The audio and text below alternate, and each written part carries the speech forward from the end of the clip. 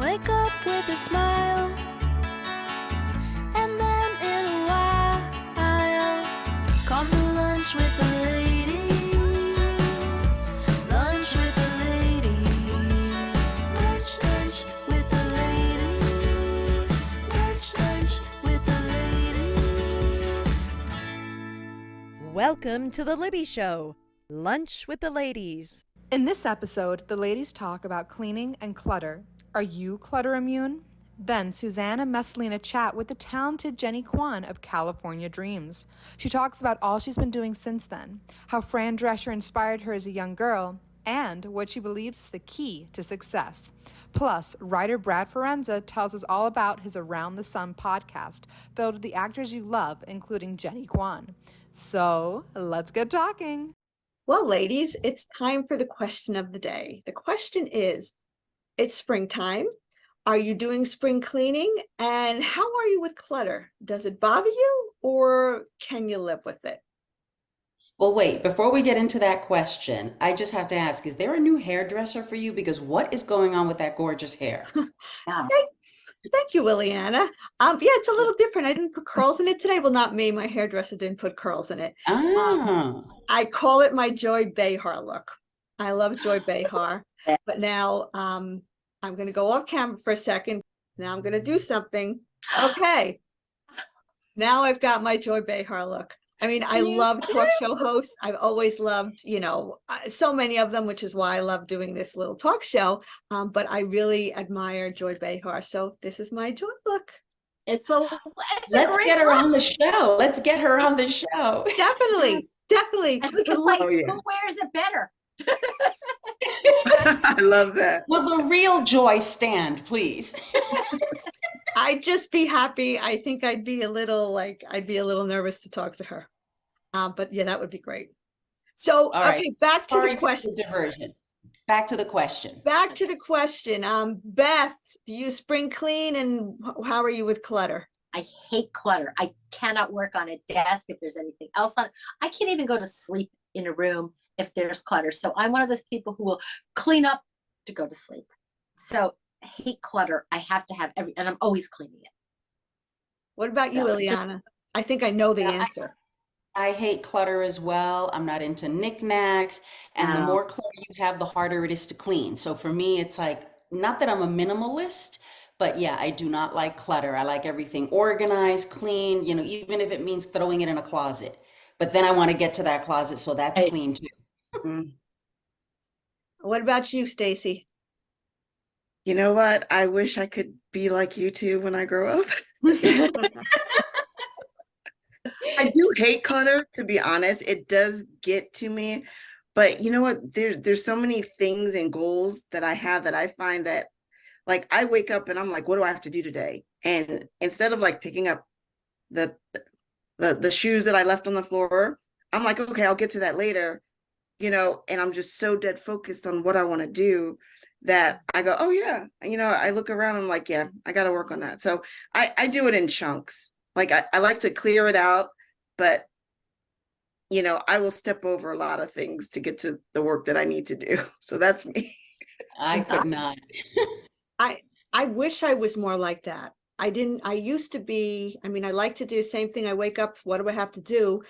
And I think maybe 20 years ago or so, especially when the kids were around and there were toys around, it didn't bother me as much. But now, if I don't clear the space that I'm working in, I can't focus as well on the task at hand. That's true. What about you, Messalina?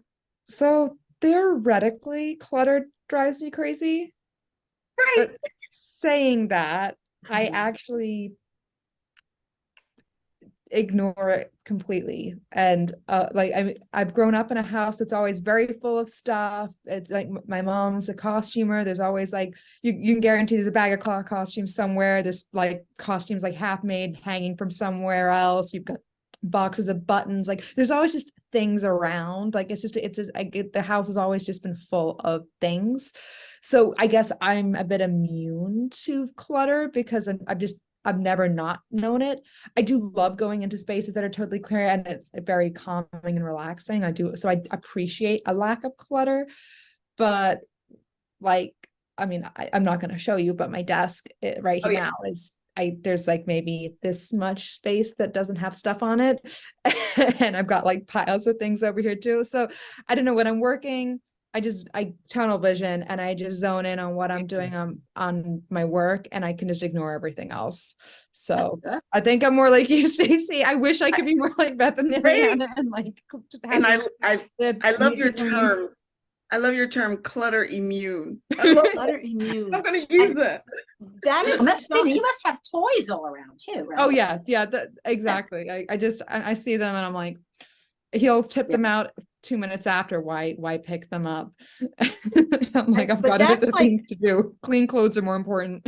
But you're also in young mom mode, and everything falls by the wayside except for taking care of the child. So it doesn't matter what the room looks like. You got to feed the baby, diaper the baby, do whatever you have to do to the baby. So that's a skill. I think that's a female skill, which we had when we were young, and now I don't have it anymore. Now it bothers me. We are so honored today that we have Brad Forenza and actress Jennie Kwan joining us. Brad Forenza is an award-winning New York-based writer-performer. His artistic style blends observational humor and existential contemplation. His films include Awakening Arlene and Breaking Points. Brad is also the author of over 100 articles. As an actor, Brad has appeared in roles in all mediums. His hit audio series, Around the Sun, starring well-known actors from stage and screen, is in its second season. Thanks, Brad, for joining us. Messalina, can you tell us about Jennie? Jennie Kwan has had a long and successful career in entertainment, starting at 11 years old as an actor, singer, and voiceover artist. You may know her as Samantha from the hit 90s show California Dreams, or perhaps as the voice of Suki in Avatar: The Last Airbender. In addition to this, she's done Broadway tours, including Miss Saigon and regional theater. She's had roles on TV shows such as New Girl, The Nanny, Family Matters, Beverly Hills 90210, and many others. She's done films such as Entourage and Trojan War. And if that wasn't enough, she's a member of the singing group Nobody's Angels, which won a gold record for recording 2 songs on the Princess Diaries soundtrack. With her incredibly eloquent and likable voice, she's found in many animated series and video games. Most recently, she's a featured actor on Brad Forenza's Around the Sun podcast. I am so happy that both of you are on the show. We're going to talk Around the Sun and so much more. I'm going to start with you, Brad, so you can give us a little taste of what Around the Sun is about. I know that you chose your actors very carefully for season 2. Tell me why you chose the wonderful and talented Jennie Kwan, and who did you pair her with? Oh boy, Suzanne. Well, thank you for the great introduction. I hope I can live up to it. And thank you, Jennie, for being here, and Messalina for co-hosting. Around the Sun season 2 takes place in the desert. So again, we're exploring human connections made and missed, but this time using the metaphor of the desert for the resilience of life, but also sometimes the isolation of it. With respect to Jennie Kwan and her episodes, 2.2 Fallout Girls, which co-stars Caroline Aaron, and 2.4 Off the Reservation, which co-stars Richard Klein.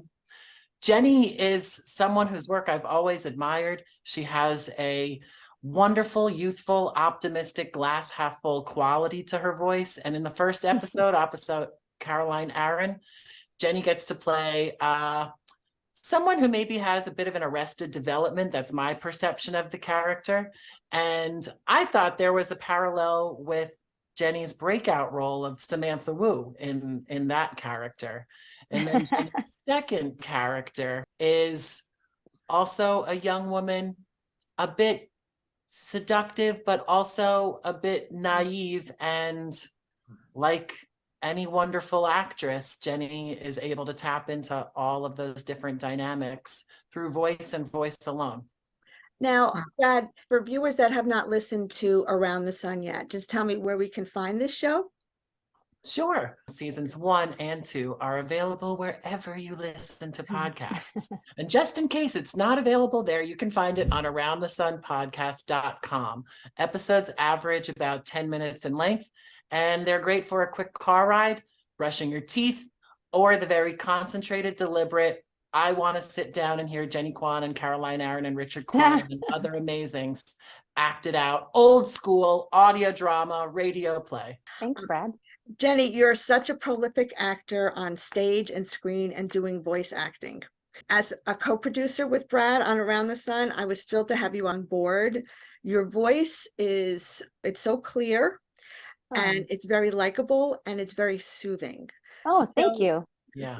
And I truly mean that. So tell me what enticed you to do Around the Sun? You know, it's interesting. My agent had presented this to me and said, oh, we have an interesting concept of a podcast that a producer would like you to audition for. Is it something you'd be interested in? And so I read over the material and automatically I thought, wow, this is actually really, I think, well needed for the time. It was during the time during pandemic. So kind of coming out of it, but still, we're still being affected by all the things that we all went through. Not only that, but I just thought it was really great writing. So it was easy for me to make the decision. I automatically said, "Oh, sure, I'm so happy to do it." So it was really. I'm glad you did, and that does speak to Brad's writing. Yes, You know, Brad is a highly educated individual. And absolutely. and the writing, I feel, is a very high level, and most of the episodes, or maybe all of the episodes, some have a definitive ending, other ones are like they make you wanting more and they make you think. So I just Well, the thing, yeah, Suzanne, if I can also interject, I think the thing about what you just said, Brad is a really well seasoned writer and has actually a vernacular that is elevated, however, is also, my brain is a little bit slow today, but also accessible at the same time. So for example, the stories that I was able to participate in, even though the writing is elevated, we can relate as the normal lay person. writing is everything, or you can add all these bells and whistles to it. Absolutely. You know, how many of us have watched films and said, how did this ever get made? Oh, all the time. All the time. Yep. And we watch it anyway to see if Yeah. it's going to get better. And then Yeah, it's like, 'cause- oh no. Yeah, no, didn't happen. Didn't happen. Didn't happen. Yep. So, Jennie, during the pandemic, so much went remote and you do so much voice over acting. So has that changed your industry? How it has changed my industry. And I must say, I probably was one of the most busy working voiceover actors during the pandemic because I do have my own setup at home. At the time, to me, it wasn't a pro booth, but it actually was very good. I had, my panel set up with my blanket, and all the engineers would say, this sounds really good. Up until last Christmas, I built a pro booth back there, and thank God it's even better. But back to the question, I was so busy working during the pandemic. It's not even funny. And I remember recording one anime, and this was at the beginning of the pandemic, when all the studios shut down. All of them shut down, which caused everything to almost shut down on the internet. So for example, I was dubbing an anime and my picture was so slow that it wasn't even moving. I couldn't match the flaps of the lips of the characters. So they were like, you know what? We're just going to tell you to go faster or slower. It's so insane that it even came out halfway decent. So Jennie, you've done so much in your career and you're such a successful actor. You started as a child actor in California Dreams. And so I've got two questions for you. Sure. One, do you think roles for women have changed in entertainment? And have you been affected by that? I've absolutely been affected by how everything has changed. And that is, I say that the most, how it's interesting how when I started when I was 11. I actually didn't really have that much success until I turned about 16 or 18 is when I really started working professionally. That whole time in between, I was just in classes and so on and so forth. But back in the day, we would go to auditions and maybe I would see maybe the same 5, 6, 7, 10 actresses. And we would all be vying for the same roles. And cut to today, the new technology has made everything much broader, where meaning auditions can go to anyone and everyone, whether you're a woman, whether you're non-binary, whether you're a man, whatever it is. And in the sense of just from a woman standpoint, at least the positive is that doors have opened up more in a certain respect. The industry says they want more women content, they want more women producers. The difference is, because we don't have necessarily networks that are just 3 networks, there are many different platforms, like even your show, which is amazing. You know, you created it from the ground up and you're producing it. So basically there's just more ways to become successful as a business owner. It's just different. It's not the same 5 people. We just have more access to many more things these days in different genres. It's not just acting, or it's not just, you know, we have podcasts, we have voiceover, we have audiobooks, we have on camera, you name it, it's probably out there. Yeah. That's an excellent point. It's technology makes things more accessible so you can create more content. Right. Then the problem just becomes, how do you get your content out there in the midst of all of the content is out That's there? right. And That's right. that is the big issue now. So what would you attribute to your long-term success in such a difficult business? Well, trust me, I've tried to give up many times, at least 3 that I know. It depends on which way the wind blows, right? But this was years ago. Now I've really just accepted this is what I'm doing, whatever form that comes in. I think what it takes is definitely a sort of tenacity, determination, and just knowing that, look, unless you're Tom Cruise, you're gonna have a very, very up and down sort of career, right? And I've seen so many people come and go in this business, and my friends who are still acting, who started when they were young, we all sort of have a similar viewpoint and a similar perspective on things. If you want to be in this business, you have to ride the waves. And trust me, I have been in the trenches where it's like, why am I doing this?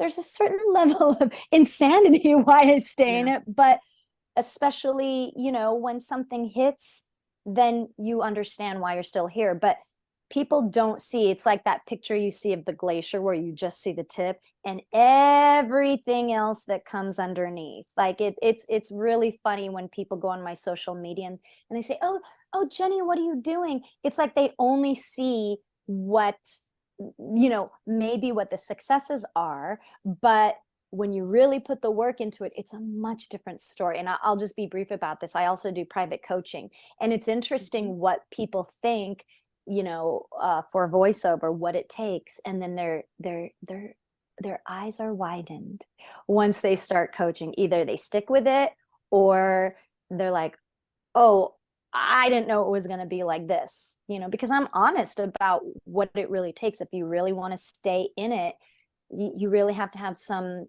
determination and stick to itness. Because I think a lot of the times right now with our social media, everybody wants to be Insta famous. I want to be Insta famous. Who doesn't, right? But I just know that that's not really what reality really is. I have a question about your coaching. So I have a lot of friends and they try second careers. The woman that does our voice, our intro for the Libby show, as a second career, took a lot of vocal coaching to become a voiceover artist. And it was a big thing. My husband also tried a little bit of it. Oh, and great. it was a lot of work. So I Yes. would like to know, I'm assuming now, because we can do things via Zoom, are you able to coach anyone? And how would someone get in touch with you if they wanted lessons from Jennie Kwan? It's interesting. So people ask me that all the time. Oh, your business must have changed when the pandemic hit.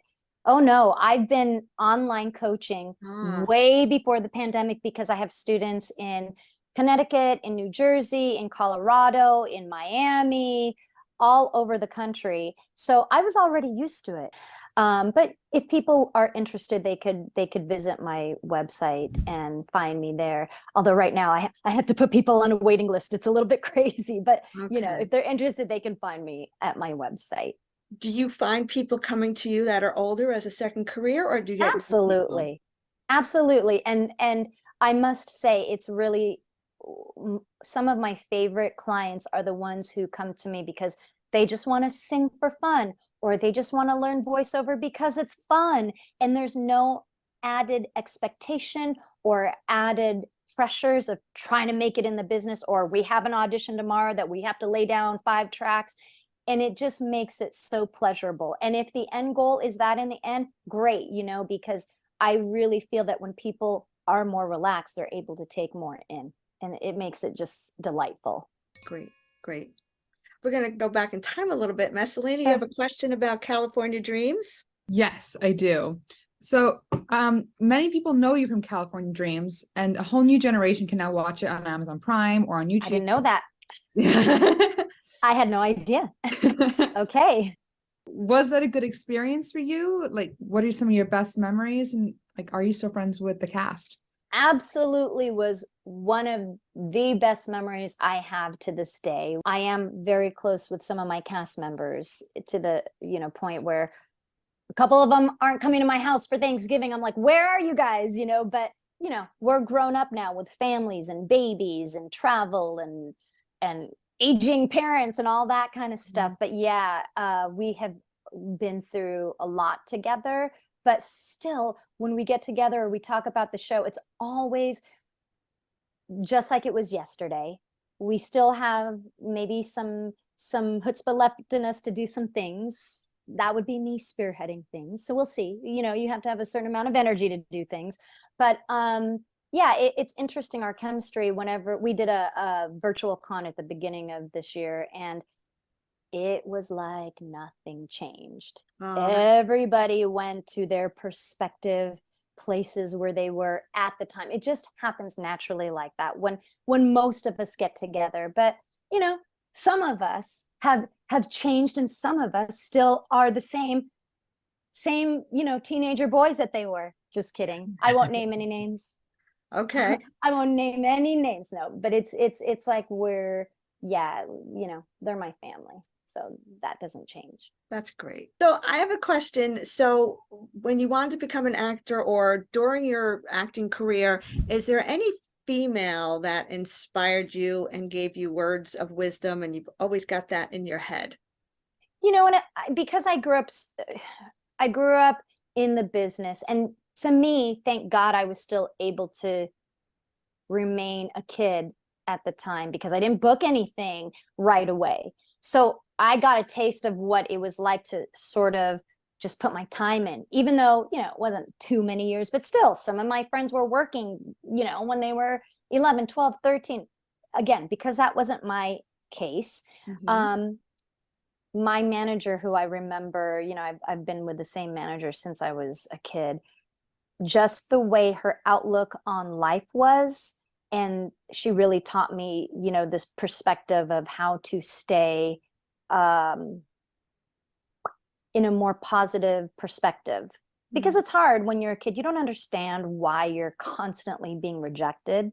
You know, you're putting in your all, and you don't understand, and there's a lot of disappointment. And so, but just her outlook on the way that she viewed life was a good person to look up to. And then when I was on The Nanny, I really didn't know too much about Fran Drescher, right? We all know that she had her voice, you know, but I was like, who is this woman? When I got on that set, I literally felt like my mouth was just open, like, because it was the first time I had seen a very strong woman, but also gorgeous at the same time, running that ship and just calling the shots. And people were, you know, taking what she had to say with importance because she was one of the producers of the show. The show was about her, but yet in a business sense, just how she handled things, I will never forget that. So, and Dorothy Lyman, who was on Mama's Family, I have said this before. I remember I recognized her and I was like, oh, a woman director on like this really popular TV show. This is what I want to be around. This is what eventually one day, hopefully I'll be able to do something very similar. I hadn't really run into very many instances like that because things were still changing. Yeah. Well, that is absolutely wonderful. And that's why I asked the question, because there weren't many around. There are a lot more now, but still not enough. Yeah. And very interesting that you said about Fran Drescher. I always loved her. I loved the show. And I know she's a true leader. She went on to be president of, was it the union? SAG-AFTRA. Yes. Yeah. Yeah. So she's definitely a leader. And I'm glad that she was around to help inspire you also. And that manager sound terrific because yeah, rejection for children is a very difficult thing to deal with, whether it's in acting or even like my kids when they were going through sports and didn't make the team. Absolutely. Very, very difficult. Very difficult. So I have a question. This is just, a life question. Sure. For both you and Brad. What is the best part of being the age that you are now? I think creatives are always working on the next project, and both Jenny and Suzanne referenced education earlier. I'm all about education in a formal sense, but also education through life. I'm intellectually curious, and creativity, creating new things, working with new people opens the synapses. And I'm just starting that process. And I can do it at this age. Jenny, what about you? I have a somewhat similar answer. I would say it's funny. At this age, if people think they know exactly what's happening, I just go, okay. I laugh kind of. I feel like as I get older, in a funny sense, it's not that the less I know, but I stay open to possibilities. And when I was younger, I would think that this is it, right? It stops here. Where now I feel like I'm still a work in progress. And one thing that I know is that I can do difficult things. There have been some difficult patches, whether it just be in my personal life or in my career. But the thing is, I know that I'm able to go through as opposed to just, no, hands off. Plus, I'm not that type of person. So at this point in my life, I'm able to reflect back on those things and say, oh, look at this time when this happened. Things don't stay the same. They just don't. Right. And I hope they never do. Right. In a good way. The only thing constant about life is change. Absolutely. And you said two things. Perspective is everything, because we look back on things and say, well, that's not so bad, or I can get through that, and it's not life or death anymore. And zest for life, which is something that is not in everyone at my age anyway. Oh, yeah, no, and not that's at all. the problem. That's one of the points of this show, to say, yeah, what's next for me? Not what I'm going to watch tonight. What's and next I will say, Suzanne, that I was that person. Like I'm very rigid, right? It's funny. I call myself it's like a control freak in this gypsy lifestyle. I am only now at this age learning how to be like, I'm crazy, I'm wild, I'm free. But it's taken me so long to get here, right? Because I was very super disciplined and to the point, to the point that it's not great. You want to be flexible. So I'm learning how to do that now. That's how you got where you are, by being so disciplined. And also when we're younger, we have a little more fear and a little more fear of what people think about. Yeah. So I'm going to ask one last question. Sure. So I just wanted to know from both Brad and Jenny, what's in your future? I am Chun-Li in Street Fighter 6, which is a video game that's pretty popular. It's been popular since I was a kid. And so that's coming out in 2023. I also have a few other projects that I'm always supposed to keep my lips sealed. I don't know if people believe me when I say that, but things that will be coming out. And also too, another game, I'm one of the new Ghostbusters in what's called Ghostbusters Spirits Unleashed. But I'm on Instagram at Jennie_Kwan. And then on Facebook, I'm Jennie Kwan official, I think. Got it. Brad, what can we expect from you? Well, I have to take my dog out after our call. I have to do some laundry and Yes. I'm making dinner tonight. Nice. That's the good stuff. And with respect to what Jenny and Suzanne were saying earlier about living in the moment, I'm trying to do more of that too. So I do have plans for a third season of Around the Sun in my head. And yeah, Great. We live look life forward and to live that. it. And Or the other try. people in season 2 are Piper Laurie and Bruce Valanche. Yes, Finish up for me, Brad. I have to do it alphabetically because otherwise I'll leave someone out. So Caroline Aaron, Adasa, Mindy Cohn, Richard Kind, Richard Klein, Jennie Kwan, Piper Laurie. Oh, I lost count.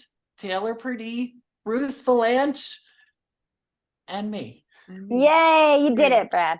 Excellent. Thank you. Excellent cast. So that's it. I can't say thank you enough to Jennie Kwan and Brad for being here. Brad, your podcast is Around the Sun. All the information can be found at aroundthesunpodcast.com. Jennie Kwan, your website is Jennie Kwan, correct? Yes, that's Find correct. her if you want some vocal coaching. Find out what con she's going to be coming at. Everything is updated on the website. And thank you both again for joining us. Have a great Thank you. Thank you. And one thing I like to end the show every day, find some joy and give some joy. Hmm. Bye, everyone. Wake up with a smile.